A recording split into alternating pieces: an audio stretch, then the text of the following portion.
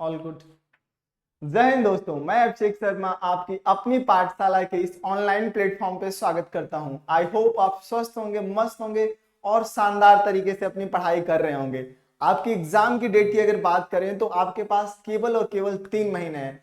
तो आपको पता है कि हम लोग ऑलरेडी जो PYQs की जो सीरीज चल रही थी आरओ के एग्जाम की, वो ऑलरेडी हम लोगों ने क्या किया है, कवर कर लिया है। और उसको एनालाइज करते हुए जो आपके इंपॉर्टेंट सेगमेंट है, इंपॉर्टेंट टॉपिक्स हैं, जहां से हर बार क्वेश्चन बनने को हम लोग देख रहे हैं कि क्वेश्चन बन ही रहा है, उस सेगमेंट में हम लोग का प्रयास ये रहेगा कि उस सेगमेंट के टॉपिक को डिटेल हम लोग कवर करते चले। तो आज के इस सेशन में हम लोग इंडियन नेशनल जो मूवमेंट है उसमें आपको पता है कि जो इंडियन हिस्ट्री है उसको 3 सेक्शन में डिवाइड किया गया है, एंशिएंट, मेडिवल और मॉडर्न।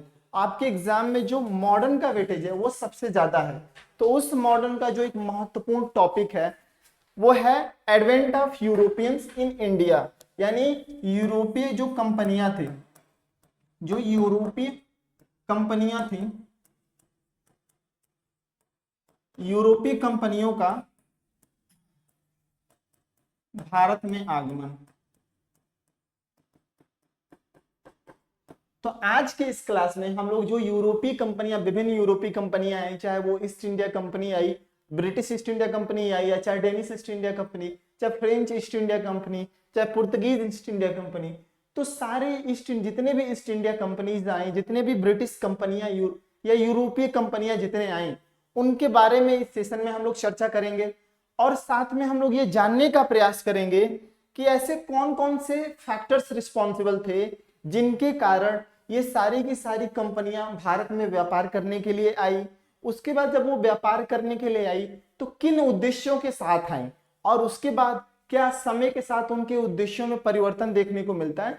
तो इन सारी चीजों पे डिटेल से चर्चा करेंगे।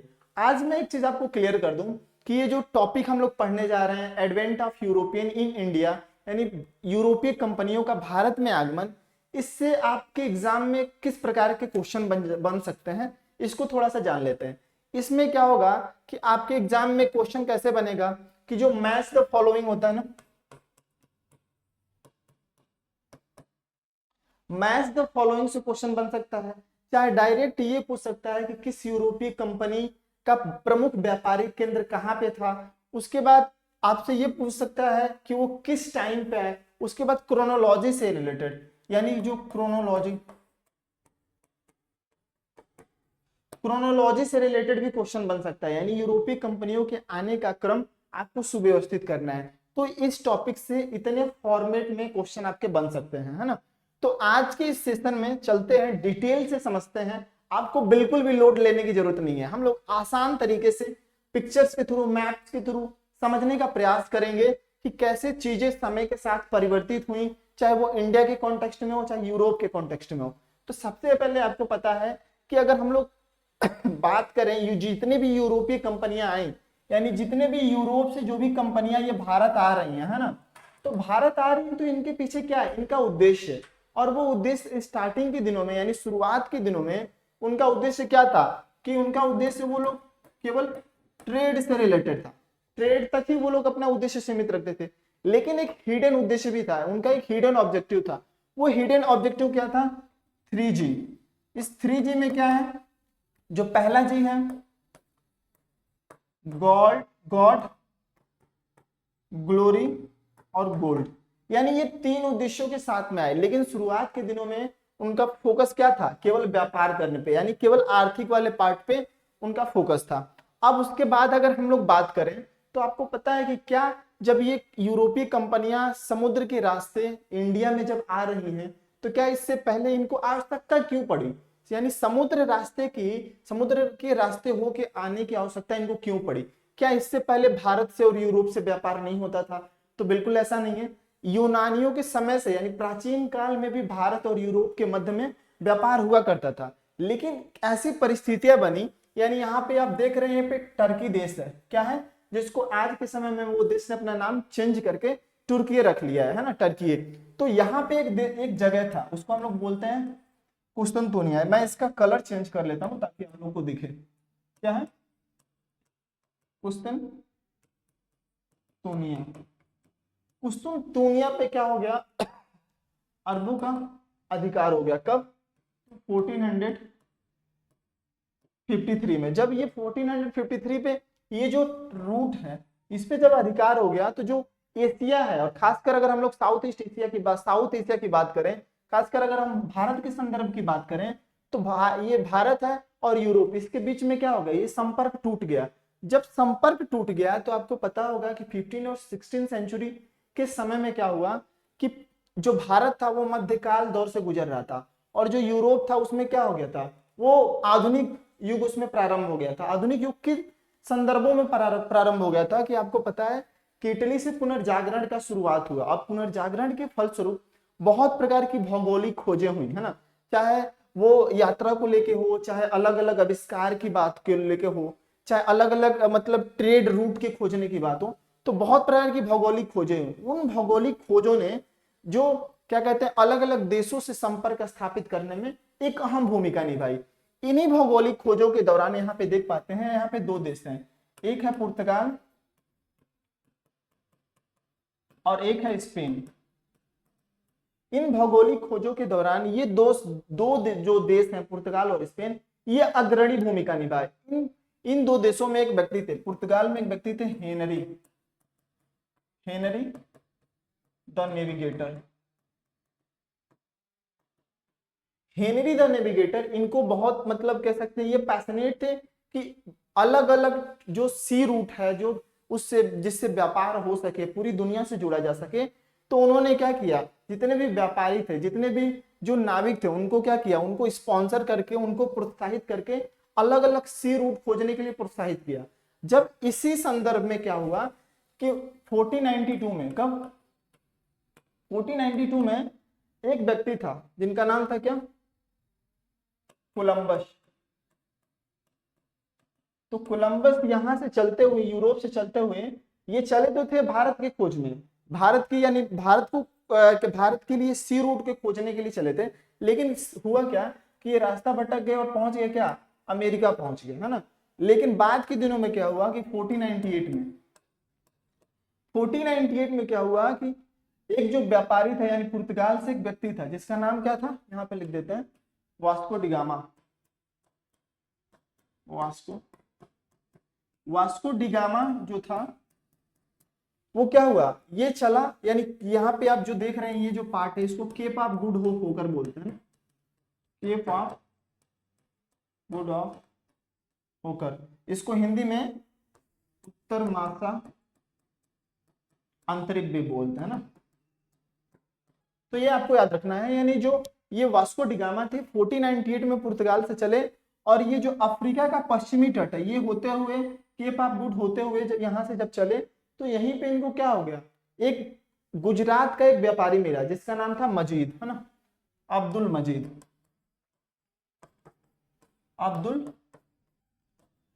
मजीद की सहायता से ये प्रथम बार कहां पे पहुंचे, तो यहाँ पे भारत में कालीकट में पहुंचे। जब ये कालीकट पहुंचे, कहां पे, तो भारत में कालीकट पहुंचे। तो जो तत्कालीन शासक था जिसका टाइटल था जमोरिन, क्या था, जमोरिन ने इनका बहुत अच्छे से वेलकम किया। उसके बाद क्या हुआ कि इससे पहले एक चीज और मैं बता दूं कि यहाँ पे 1488 में, यानी जो उत्तर मासा अंतरीप है, इसके अगर खोज के आपके एग्जाम में कई बार क्वेश्चन बन जाता है कि हु डिस्कवर्ड उत्तर मासा अंतरीप, यानी who discovered Cape of Good Hope होकर, तो यहाँ पे आपको याद रखना है बार्थोलोमियो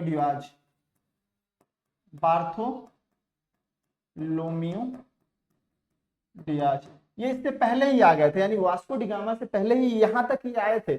और कब आए थे, तो 1488 में, है ना। ये चीजें आपको याद रखनी है। अब उसके बाद जब ये कालीकट पहुंचे वास्को डिगामा, यहाँ पे जमोरिन ने इनका काफी अच्छे से वेलकम किया।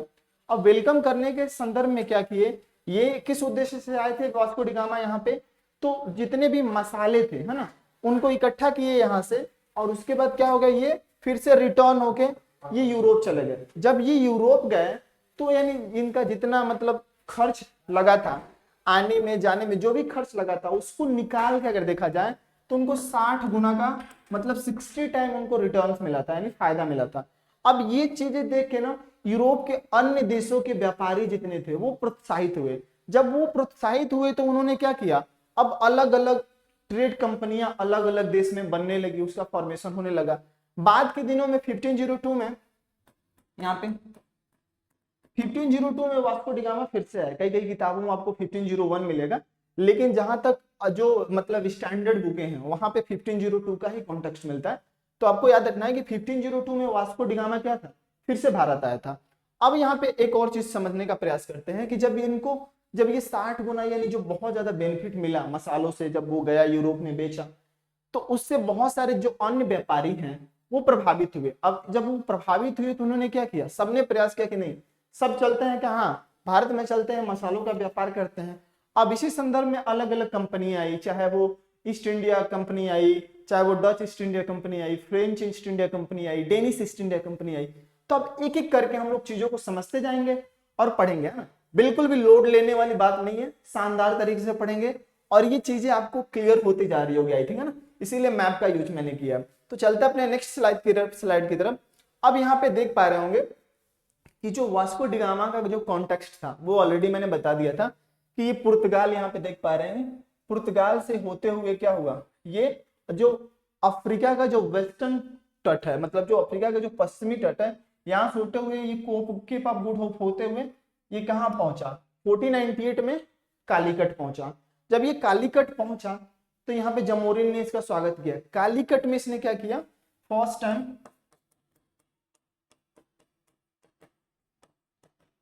इसने क्या किया, कालीकट में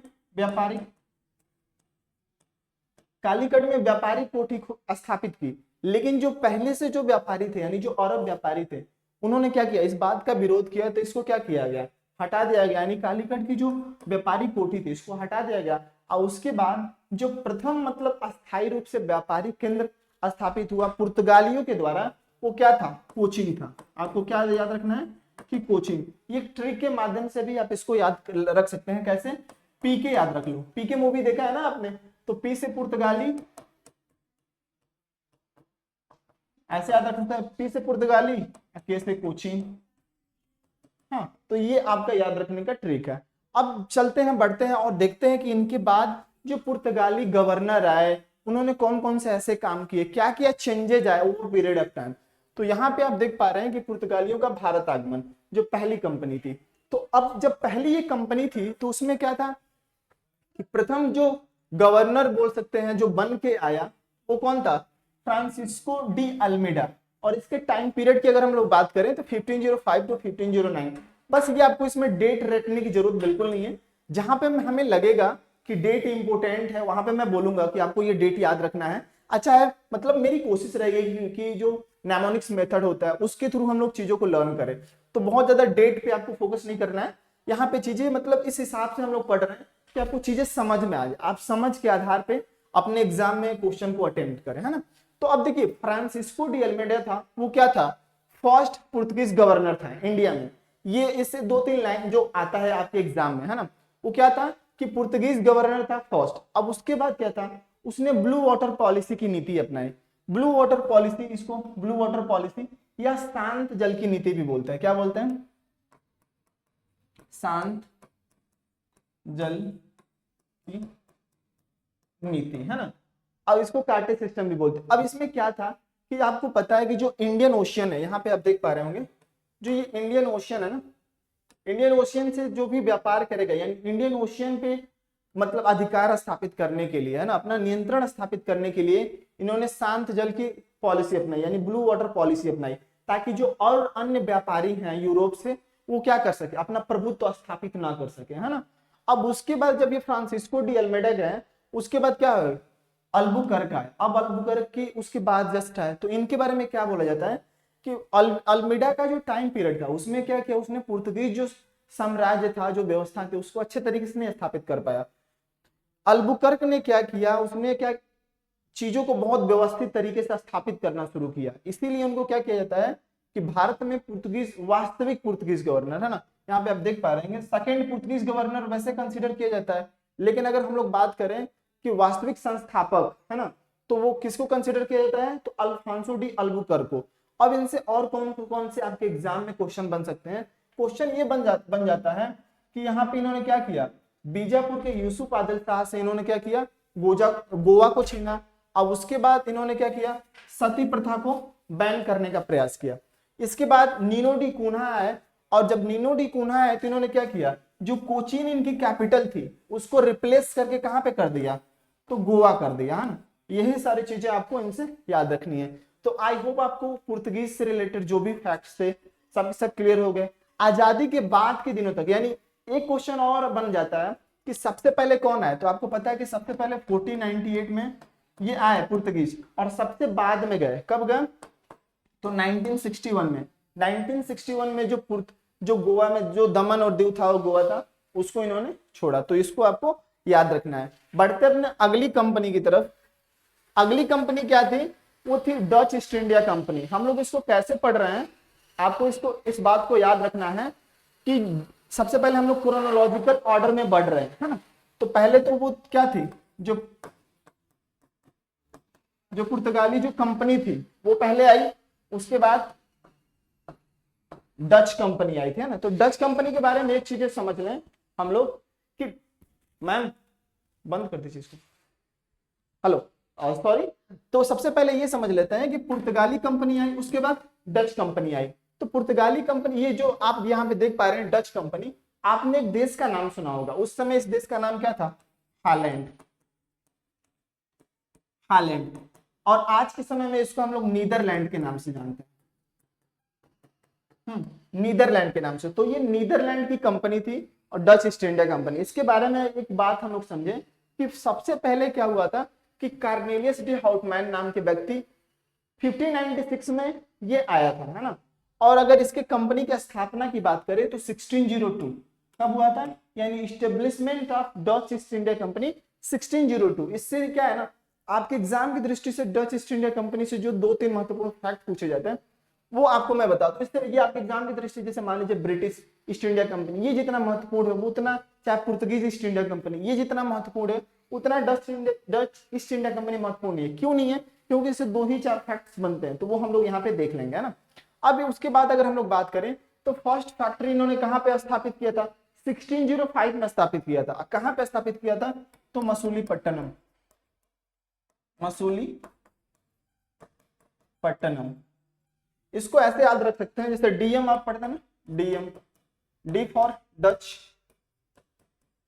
आई एम फॉर मसूलीपट्टनम, तो ऐसे याद रख लिए, D for Dutch, M for Masulipatnam. यानी जो इनकी पहली कारखाना थी इन्होंने कब स्थापित किया था, तो मसूलीपट्टनम में 1605 में। और ये सेकंड नंबर किया गया, क्रोनोलॉजिकल ऐसे देखें तो पहले पुर्तगाली थी फिर डच था, है ना। उसके बाद अगर हम लोग बात करें तो इनका यहाँ पे भारत में ये अपना साम्राज्य उतने बड़े लेवल पे इसलिए नहीं कर पाए क्योंकि इनका जो फोकस था वो कहाँ था, साउथ ईस्ट एशिया था, और खासकर मेनली कहाँ पे था, तो इंडोनेशिया था।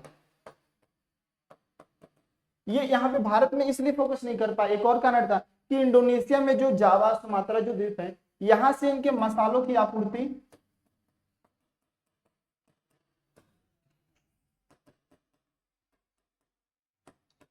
मसालों की आपूर्ति बहुत अच्छे से हो जाती थी, तो इसलिए इनको क्या, ये भारत पे बहुत कम फोकस कर पाया, है ना। तो इनका एक जो कारण था। दूसरा ये कि जो डच ईस्ट इंडिया कंपनी थी वो क्या है, नीदरलैंड की जो सरकार थी उससे बहुत ज्यादा प्रभावित थी, यानी वो स्वतंत्र होकर काम नहीं कर पा रही थी, तो एक फैक्टर था। अब उसके बाद अगर हम लोग बात करें कि जो एक ऐसा युद्ध जो डच ईस्ट इंडिया कंपनी के लिए समझे एक विनाशक मतलब विनाश की तरह साबित हुआ, वो कौन था, तो बैटल ऑफ बेदरा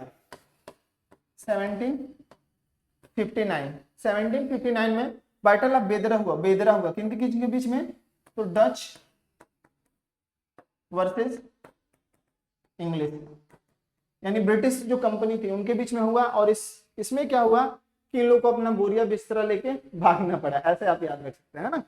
तो ये हो गया हम लोग का डच ईस्ट इंडिया कंपनी। बढ़ते हैं अपने अगले कंपनी की तरफ, देखते हैं अगली कंपनी कौन है। तो यहाँ पे देख पा रहे होंगे कि ब्रिटिश ईस्ट इंडिया कंपनी। अब इसके बारे में थोड़ा सा समझते हैं ना, ब्रिटिश ईस्ट इंडिया कंपनी के बारे में समझते हैं। ये ऐसी कंपनी थी जो बाद के दिनों में क्या हो गया, पूरे भारत में अपना साम्राज्य स्थापित करती है, बाकी के सारे जितने कंपनी हैं उनको क्या करती है, रिप्लेस कर देती है। तो अब इसमें क्या है, कौन कौन से ऐसे कारण थे, सबसे पहले ये जानने का प्रयास करेंगे कि ब्रिटिश ईस्ट इंडिया कंपनी इतना ज्यादा सफल हो पाई, इसके पीछे कौन कौन से ऐसे कारण थे, है ना। उसके बाद इनके फॉर्मेशन के पीछे किनका हाथ था, ये किन उद्देश्य से आए थे, कैसे कैसे इनकी रणनीति रही है ना इंडिया में आने के बाद। तो यहाँ पे आप देख पा रहे होंगे सबसे पहले कि ये यहाँ पे ये देख पा रहे होंगे कि जो ये वाली जो लाइन है ना, यानी जो प्लस का साइन है, वहां पे इन्होंने, यहाँ पे ये क्या है, इनका मुख्य व्यापारिक केंद्र है। तो सबसे पहले समझते हैं कि दिसंबर 1600 में जो एलिजाबेथ फर्स्ट ने क्या किया, इनको एक चार्टर प्रदान किया। उसमें क्या था कि 15 वर्ष के लिए इन्होंने ये अनुमति दी कि अब मतलब ईस्ट के साथ व्यापार कर सकते हैं, एक अधिकार एक तरीके से दिया।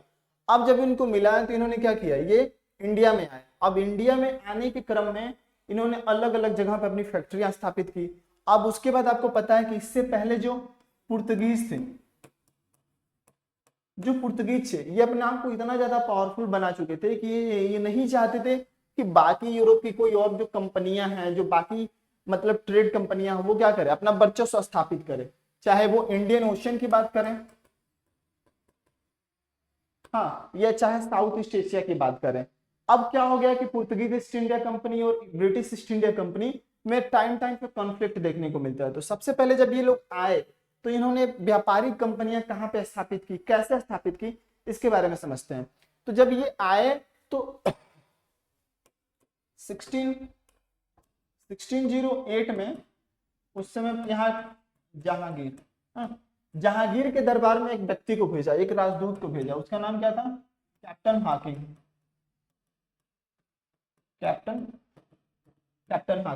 अब जब कैप्टन हाकिंस को भेजा इन्होंने, कहा ये जहांगीर के दरबार में, तो कैप्टन हाकिंस ने क्या किया, शुरुआत के दिनों में सूरत में फैक्ट्री लगाने की अनुमति दे दी, लेकिन जब पुर्तगालियों ने इसका विरोध किया तो इन्होंने क्या किया, उसको मना कर दिया। फिर से यहाँ पे 1612 में स्वाली का युद्ध होता है। किसका, स्वाली का युद्ध। स्वाली के युद्ध में जो एक अंग्रेज और जो सेनापति था उसका नाम क्या था, थॉमस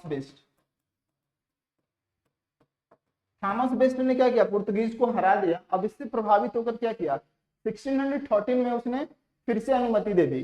तो अगर ऐसे पूछे आपको कि पहली फैक्ट्री कहाँ पे बनी, तो सूरत में, यानी अंग्रेजों ने पहली व्यापारिक फैक्ट्री कहाँ पे बनाई, सूरत में बनाई।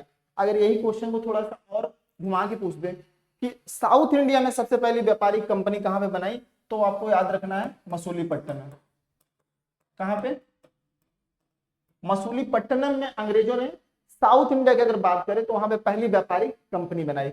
अब उसके बाद 1615 कहां पे, 1615 में भी इन्होंने टॉमस रो को जहांगीर के दरबार में भेजा, है ना, ताकि और रियायतें मिल सके। इसके बाद के अगर हम लोग टाइम पीरियड की बात करें तो अलग अलग टाइम पे इन्होंने क्या किया, अलग अलग टेरिटरी को अक्वायर करने का काम किया। इनको ये अगर हम लोग पूरे बंबई की बात करें, ये बंबई की बात करें तो आपको पता होगा 1661 में पुर्तगाल की रानी कैथरीन और चार्ल्स सेकंड, इन दोनों की शादी हुई। अब शादी में क्या हुआ कि दहेज के रूप में जो पुर्तगीज तो पहले इनके मतलब जो बॉम्बे है ये किनके पास था, पहले पुर्तगीज के पास था। जब शादी हुई तो दहेज के रूप में उन्होंने क्या किया, बंबई को दे दिया। किनको, चार्ल्स को दे दिया। और जब चार्ल्स को दे दिया तो चार्ल्स ने 1668 में 10 पाउंड